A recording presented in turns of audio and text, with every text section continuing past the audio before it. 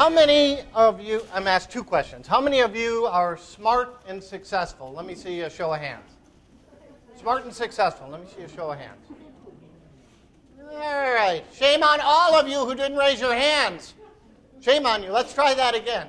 How many in this room, and in the back too, Lucy, how many of you in this room are smart and successful? Carl, I didn't see you raise your hand. All right, very good. All right, good. Well, and I mean that. Each and every one of you is. Let's face it. First off, you got here today, right? That took some sort of doing, some sort of intelligence, right? Right? Yes, all right. This is an interactive talk, so when I ask questions, you got to go, yeah, okay, good. Even if I'm wrong, because most of the time I will be wrong, but just go with it, all right? Well, and how I'm going to kind of illustrate that is via myself. I'm going to show you that all of you are really pretty much just like me. We all have our differences, maybe where we grew up, maybe where we worship, but we're all successful, and I mean that. I really do. So I'm going to kind of take you through my life, if you will, and if it gets a little boring, there are some rolls back there. You're more than welcome to go get them and throw them at me. Please don't use the tomatoes, though, because it'll ruin the suit. So, all right. So I'm going to start out back in kindergarten, quite frankly, and kind of walk you through. And my poor cameraman there is going. I told him I move a lot. So for any of you who are wondering, I did just use the restroom, so that's not the issue here. I have some learning disabilities. One of them is ADHD, which I have a lot of energy. So standing still doesn't really work too well for me. I'm also dyslexic as well, and we'll talk about those in just a little bit. But in kindergarten, and I actually graduated from high school. Went all through high school and graduated. But the only grade that I was held back was in kindergarten. The only time I was held back in all my school years.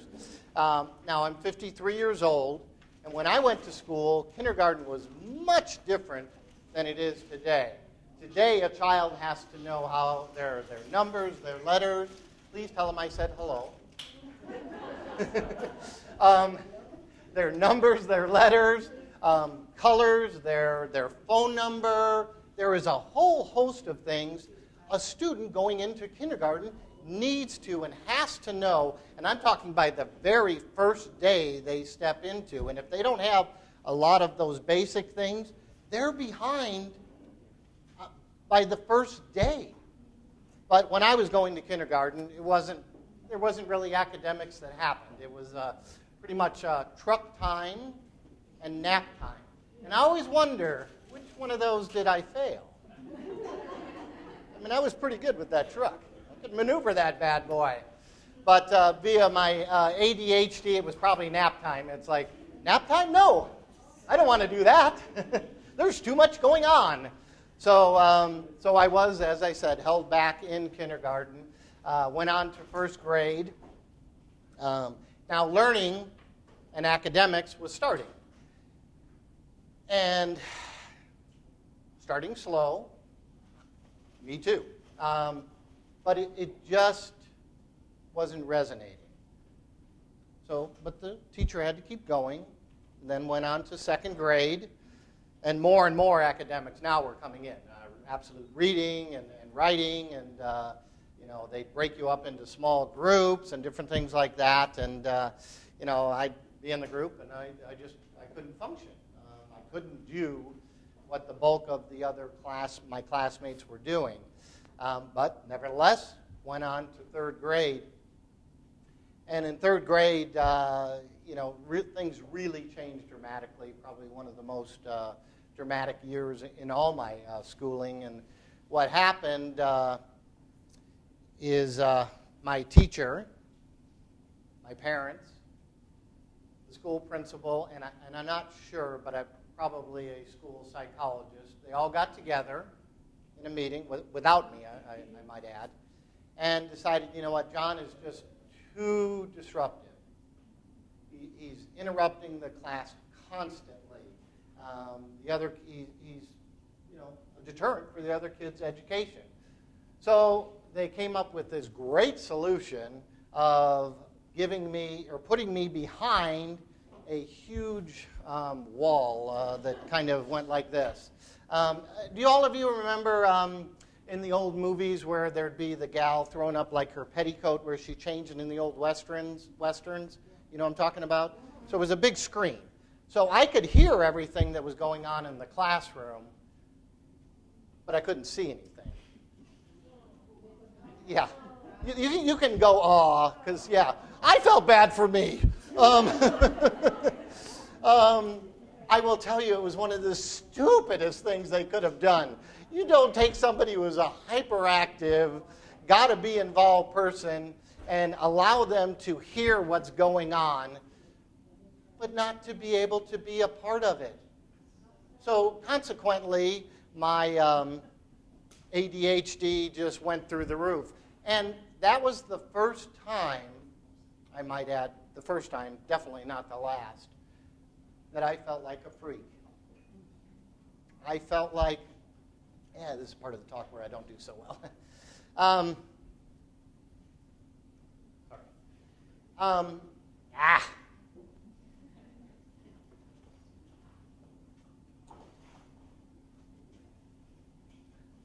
Anybody relate? Where I felt like a freak. And there was a stamp on my head. And that everybody knew that I was absolutely different. I couldn't even be with the rest of my classmates. That's how different I was. So they had to segregate me from the rest of the class. And as I said, it really was the stupidest thing they could have done because it just lit me into overdrive. It's like, okay, you're going to give me this label. You can call it what you want. But I feel like a freak, so that's the way I'm going to act. And I did. I went into overdrive, and I did everything I could from behind that screen. I'd take erasers, I'd take spitballs, and I'd throw them over, and it's like, I didn't know who I was hitting, and I didn't care. Somebody was going to pay for me having to be back there. And I was as disruptive as I possibly could be. And it was part of my mission, my goal now. My goal wasn't to learn how to read and write. And I have to stop there, because this is an important piece of this. That's not to say, listen carefully, because this really is probably the most important thing I will tell you today. That's not to say that I didn't want to be able to read and write like the rest of my classmates. I guarantee I did. I absolutely wanted to be like everybody else that was in my class and everybody else, quite frankly, that was in my elementary school. But it didn't work out that way. I wasn't able to do what they were able to do. Now, and those of you who have struggled with reading and writing, you've heard it either to your face or from behind. Oh, he's lazy. He doesn't care. He doesn't want to learn. This is something that doesn't interest him. He never will care. He never will be anything. Any of that sound familiar to anybody? Yeah, I see some heads nodding. And I guarantee that's not true of any of you that just nodded your heads, and even those of you who didn't. You wanted to learn. You wanted to be able to succeed, and you wanted to do what everybody else was doing. And I think I'm doing my next, I'll be doing a public speaking workshop. And as you go out and talk, learners, tutors, coordinators, that needs to be one of the strongest messages you can deliver, is that we wanted to. And also that we believe in the education system that we have. I know that sounds funny, but it's true. And we have to believe in it because it is the system we have. Doesn't mean it can't be better. It absolutely can. The differences for me, like I said, even when I was starting in kindergarten and what they do today are enormous. They could diagnose me when I was young. I mean, by third grade, I lived in a suburb of Chicago, and this is an important piece too. I didn't grow up, if you will, people always go, oh, he must have grown up on the wrong side of the tracks.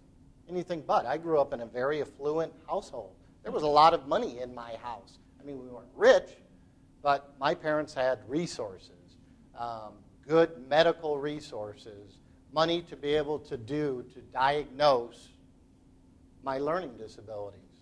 They took me into Chicago to some of the best doctors in the country, quite frankly. They could diagnose it. They knew what I had, but they weren't equipped with the tools to be able to do anything, really. They didn't know what to do with the diagnosis.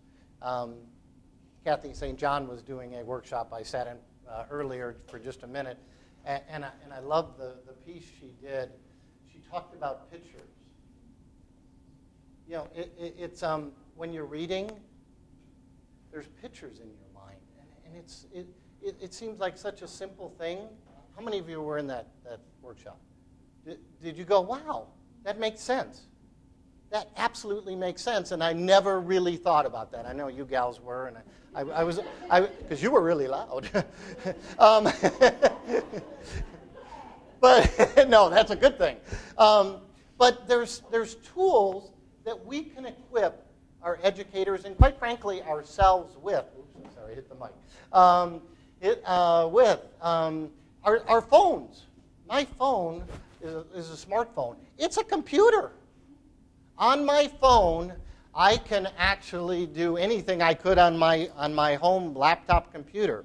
I can go in, I can send text, voicemails, and I can do it all by just hitting the button and saying it. I don't have to be able to spell it perfectly, because I will tell you, yes, I can read anything I want, and yes, I can sit down at a computer and I can compose a letter, but it still takes me forever to do so. I can do it. I'm absolutely happy about that, but we need to figure out ways to better equip ourselves, and there's all sorts of tools available to us today that we need to be using. So, and that's just a great example of it. Continuing on with education, I went through 4th, 5th, into middle school, and into high school. And I can remember into senior year, about 6 months before graduation. And I really thought, maybe it was like 4 or 5 months, and they started talking about graduation. And I can remember thinking, you know what? They're going to give me a diploma. I knew they were going to. Because I sat in the seat. I came, sat in the seat, supposedly did what I needed to do to graduate from high school. And I really flirted with, you know what? I know I don't deserve a diploma. But I also knew my life was going to be very, very difficult, very challenging at each and every step. I mean, I couldn't even fill out a job application.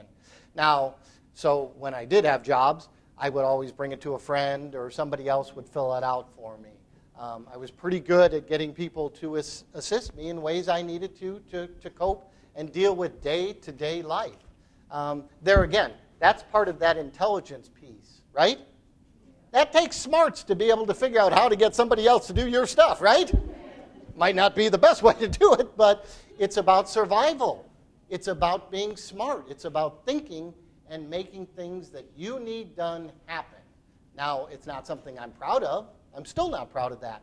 But I had to do it. That's how I had to survive.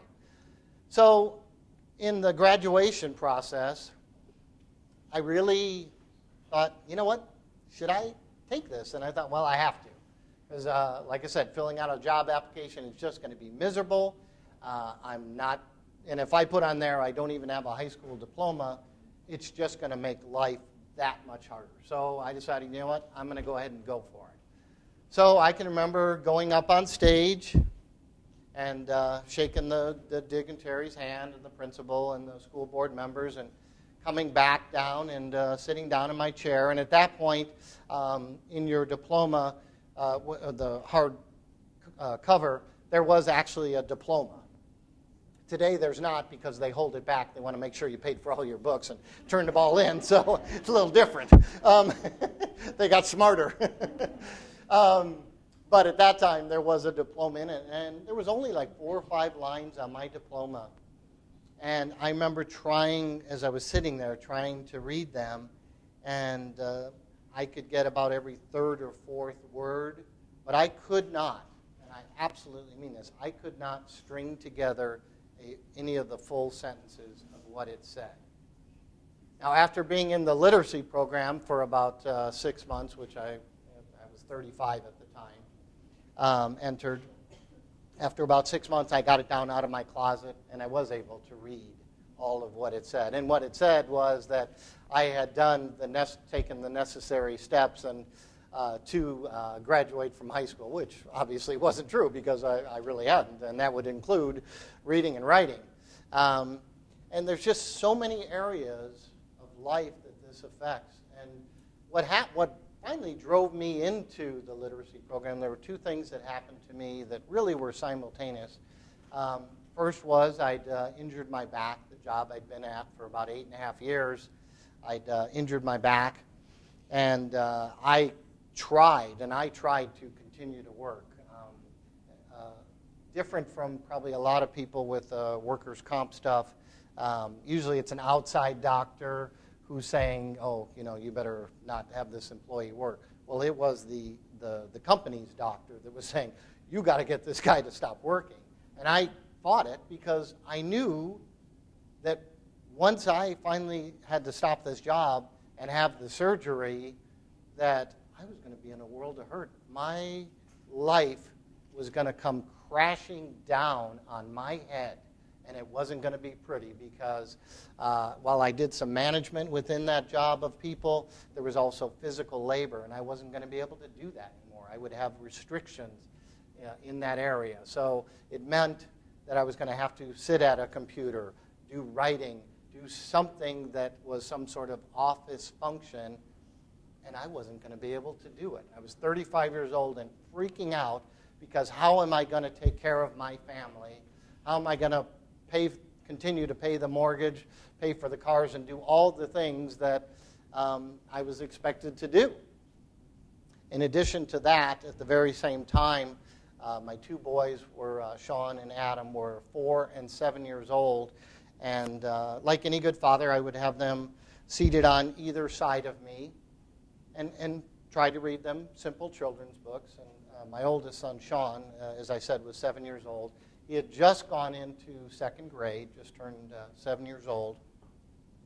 And I would read from the simple children's books and get the words wrong. And I just kind of kept going, thinking, oh, I'm probably okay. And because that's how I'd done it. Well, my son at 7 years old was emerging in his own literacy, and he would go, no, Dad, that's not what that says. Well, and not to be sexist, but I will tell you that crushed my male ego. Wasn't real healthy for it. Now, my son wasn't trying to embarrass his father. He wasn't trying to make fun of me. None of that was the case. He was just like, no, Dad, that's not what it says. It says yada, yada. Like I say, he wasn't trying to hurt my feelings, but it did. It crushed me. So consequently, I closed those children's books, left those stacks there, and didn't open them until I got into the literacy program and learned how to read and start the reading process. With me, the process went pretty quick because I met a lot, because I'd just gone through the back surgery. I couldn't work for about a year. And my tutor, as a matter of fact, was getting ready to go through a back surgery in about 6 months later after I did. So he had a lot of time. So we met a lot. We met 3, sometimes 4 days a week, and for an hour and a half, 2 hours at a shot. So my learning was more accelerated than maybe most students just because I was doing it a lot. The more you do it, the quicker it goes. So the message in there is when you're meeting with your tutor, you got to do some homework. You have to do some things to back up what you're doing. If you're only meeting once a week for an hour and a half, you need more than that to accelerate, right? Yeah. Okay, good. So I mean that, and I'm proof to that pudding that the more you do, the faster it goes. Okay. Now everyone works at their own pace. It's not always going to be the same. But bottom line is, like I said, the more you can do, the more time you can invest in it, the faster it'll go.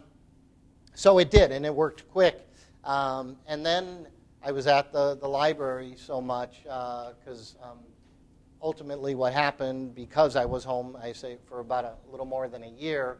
Now, please nobody take offense to this, but I couldn't handle Oprah Winfrey anymore. It was like, because I was thinking, gosh, do I have all these problems too? Oprah, help me!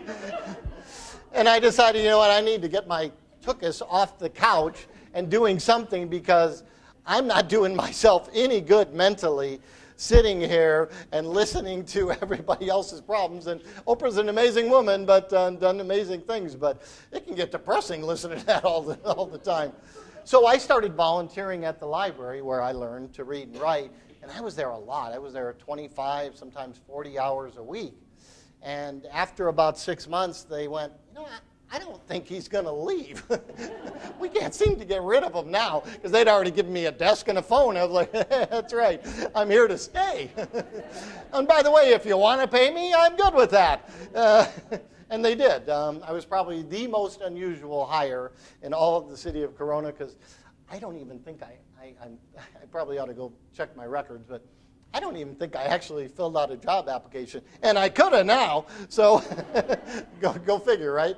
But then I started working with students and tutors and really kind of working to get them together and doing the best they could. And then I started bringing in some programs, and then I started doing some public speaking. And then after about 3 years, then I became the Families for Literacy coordinator. So I did that and kind of just kept moving up, and ultimately I became the coordinator of the same program in which I learned to read and write. So with that is success, right? Now, you didn't all raise your hands when I asked you the question, and I understand that. But I will tell you, you know, not to compare against anybody else, but as far as I was concerned, I was stupid. That's how I lived. That's how I lived. Darn it. I'm going to get some water.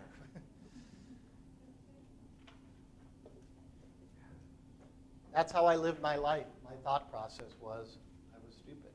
And it was constant. It wasn't once a week, once a month.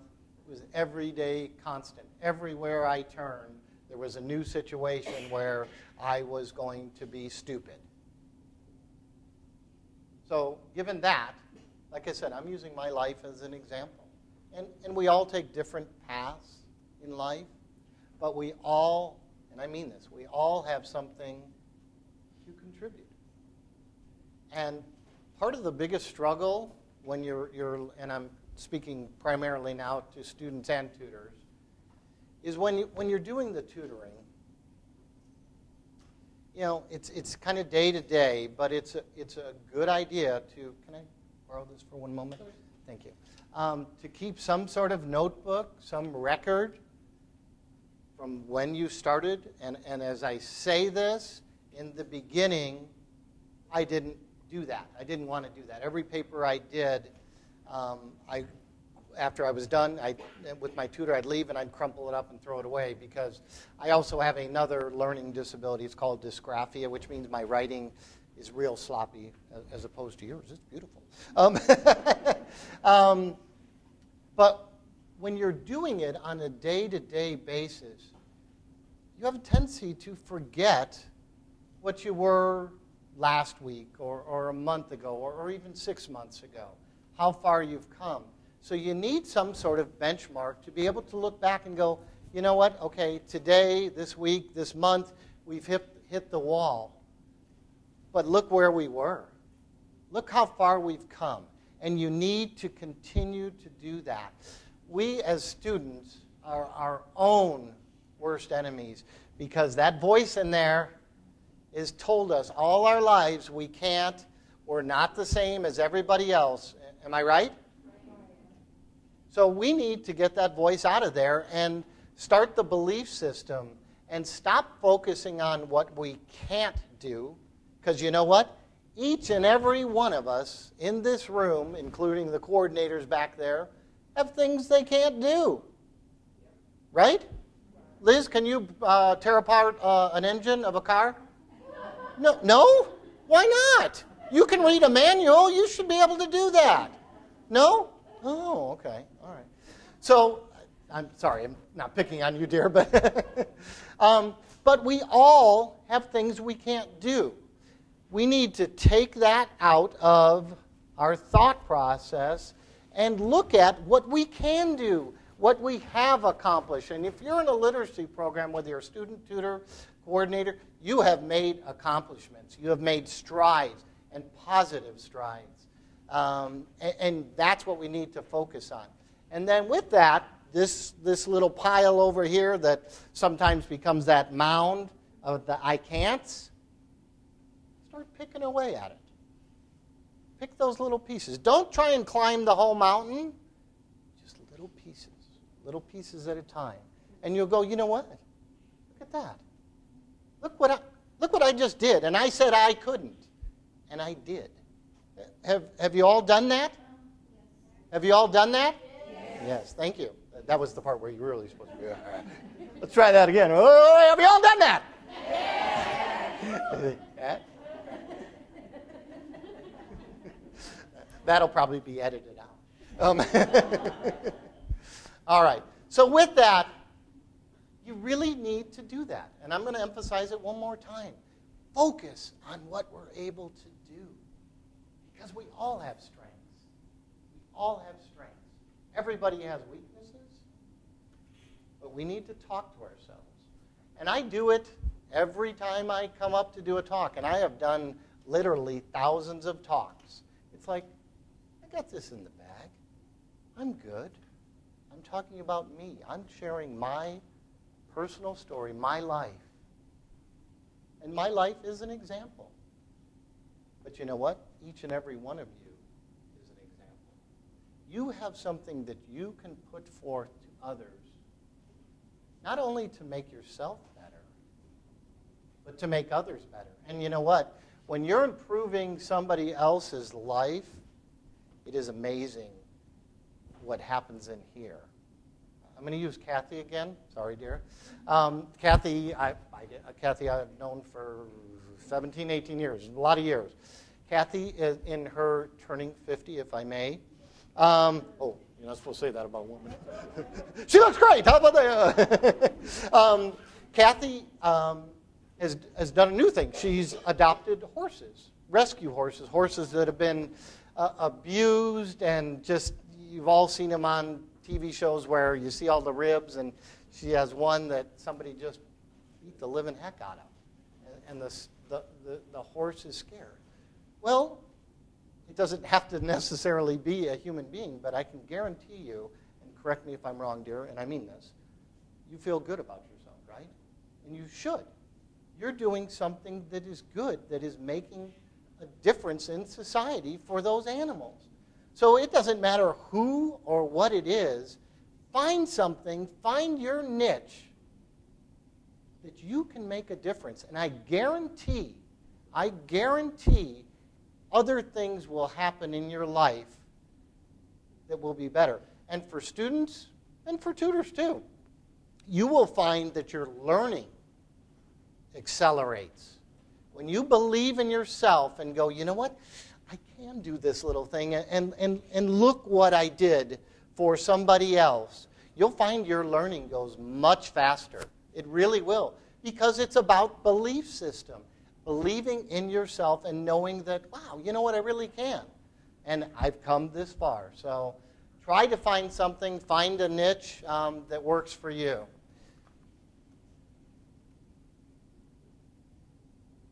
Okay, I'm going to end on a different note, if you will. A bit of a humorous note, I guess. One of the skills that I have is storytelling. I go out, and I'm actually throughout the nation, and I do storytelling. just within the Corona-Norco district, which is a large district, there's 55,000 students, and I've read to, over the years, 16, 17 years, I've read to about 60,000 students just in the Corona-Norco district alone, not to mention all other places I've gone in the country. And the only stipulation I have when I go to do that is that they allow me to share my story. And I've never been told no after I do my stories. And there again, the reason being is because today is no different than it was when I was 35 years old. There are still, when I was in elementary school, there are still students in classrooms today who are experiencing and feeling the exact same feelings of depression, of being defeated, of feeling like a freak, feeling stupid and non-successful that I felt and many of you felt. So I go and I'm whimsical, I'm different as a storyteller, but then I share my story and I went, you know what? Now I can read. And my message to those kids is, I don't want you to wait till you're 35 years old to be able to do this. I don't want you to do what I did when I was in school, which was give up on myself, because I did it real early. Like I said, from 3rd grade on, why should I bother? Evidently, they don't think I can. So, and I share that sometimes, depending upon how much time they give me. But the message is, don't give up on yourself. You can do it. It's hard, yes. It's no fun, but you can do it. So anyways, with that, I'll finish with a story. So, and I will add is it Ronald? Is it? Rolando, I'm sorry. In the introduction, he talked about Unity, which was an organization that I started about 15 and a half years ago. And when I first started, it was around a table about like this, and now it's grown to where there's 80-plus nonprofit and not-for-profit agencies that are part of it. And I think the bio you had was probably old, because actually Unity has raised over $18.1 million that has gone back into the Corona-Norco School District. So,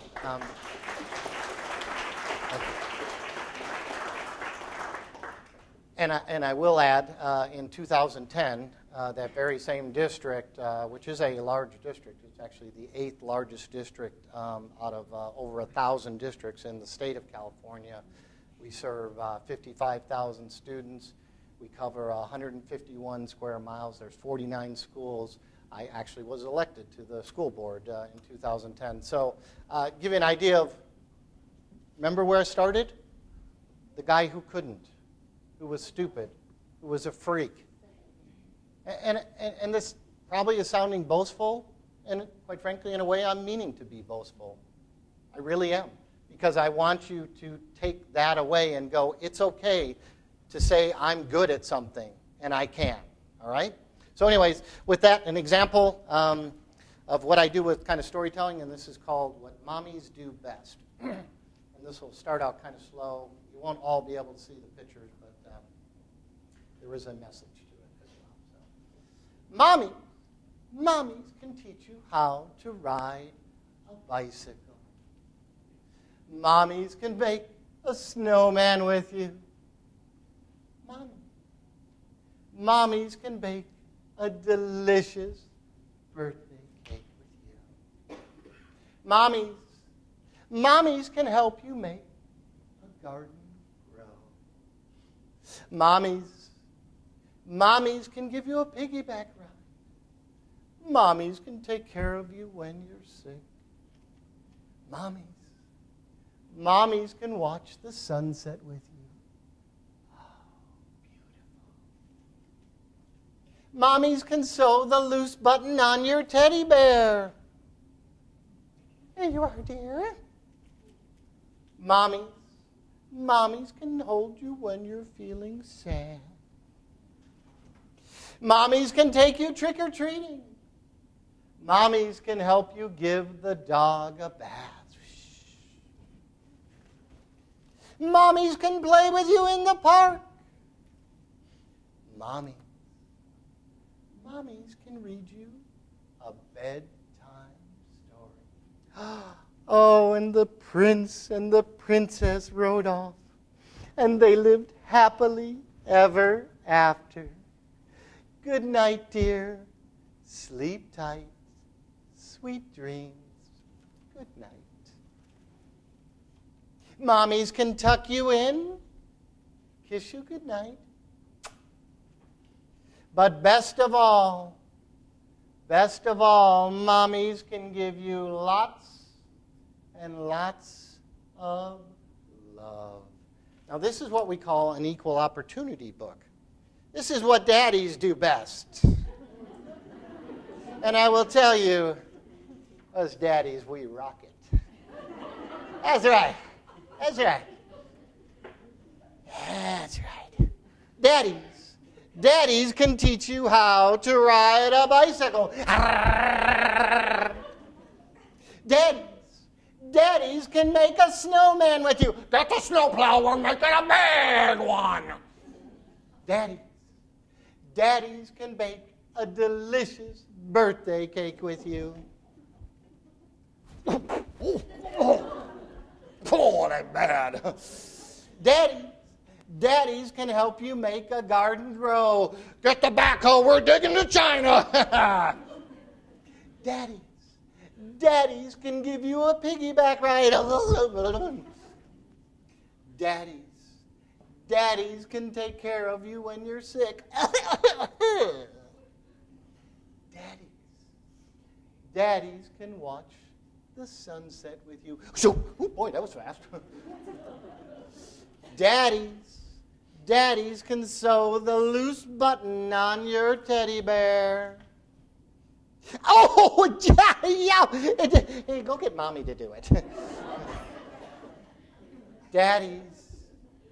Daddies can hold you when you're feeling sad. Not so tight, Dad.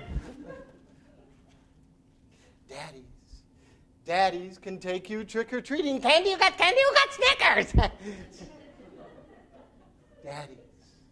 Daddies can help you give the dog a bath. You know, if we use the fire hose over here, we'll really get them clean. Daddies can play with you in the park.